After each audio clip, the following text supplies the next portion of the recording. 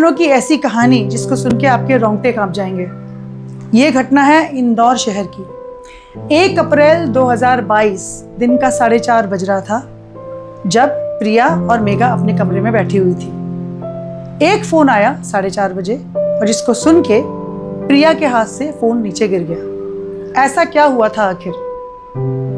प्रिया ने मेघा को उठाया और बोला, मेघा 1 मिनट मेरी बात सुन। मेघा ने बोला, ऐसा क्या हुआ जो तेरे हाथ से फोन छूट गया, जल्दी बता मुझे।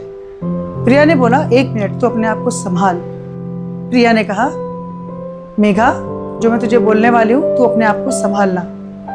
मेघा ने कहा, क्या, मुझे जल्दी बता।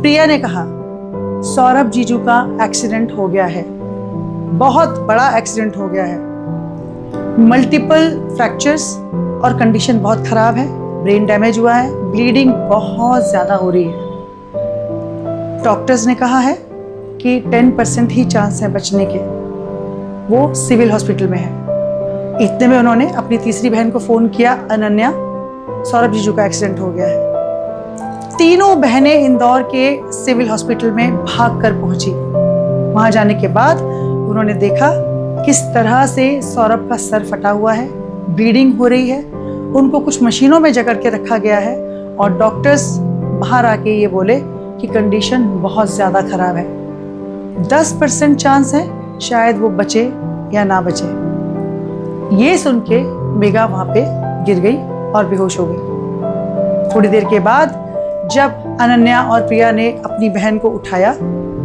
तो उसकी बहन मेघा ने अपने पास से एक शिवजी की फोटो निकाली और रो रो कर बोली कि शिवजी मेरे सौरभ को बचा लो, हमारा और कोई नहीं है। अगर सौरभ को कुछ हो गया तो हम तीनों बहनें क्या करेंगे? हम इस सदमे से निकल नहीं पाएंगे, हमारा कोई नहीं है, सिर्फ तुम हो।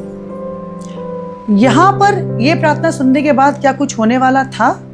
इधर सौरभ हॉस्पिटल में जिंदगी और मौत के बीच लड़ रहे हैं, जूझ रहे हैं, और उधर मेघा अपने विश्वास के साथ अपने शिव के सामने ओम त्र्यंबकम यजामहे सुगंधिम पुष्टिवर्धनम उर्वारुकमिव बंधनान मृत्यु मृक्षय मामृता लगातार जाप कर रही है। और वो प्रार्थना उसकी 3 दिन चली।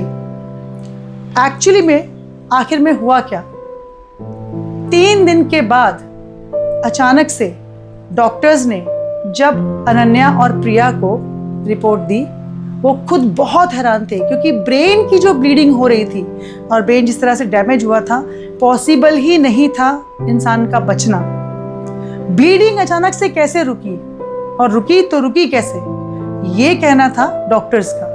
और ये डॉक्टर्स ने कहा प्रिया और अनन्या को। फिर से एक फोन आया मेघा के पास, प्रिया और अनन्या का। डॉक्टर्स बाहर आए और डॉक्टर्स ने मुझे कहा कि सौरभ जीजू अब खतरे से बाहर है, लेकिन वो हैरान है कि ब्रेन की ब्लीडिंग रुकी कैसे, ये पॉसिबल नहीं है। तो क्या आप लोगों के पास इस बात का जवाब है? जो लोग ये कहते हैं कि नहीं, बस ये सब कहने की बातें हैं, ये super power, super natural things, ये कुछ नहीं होती।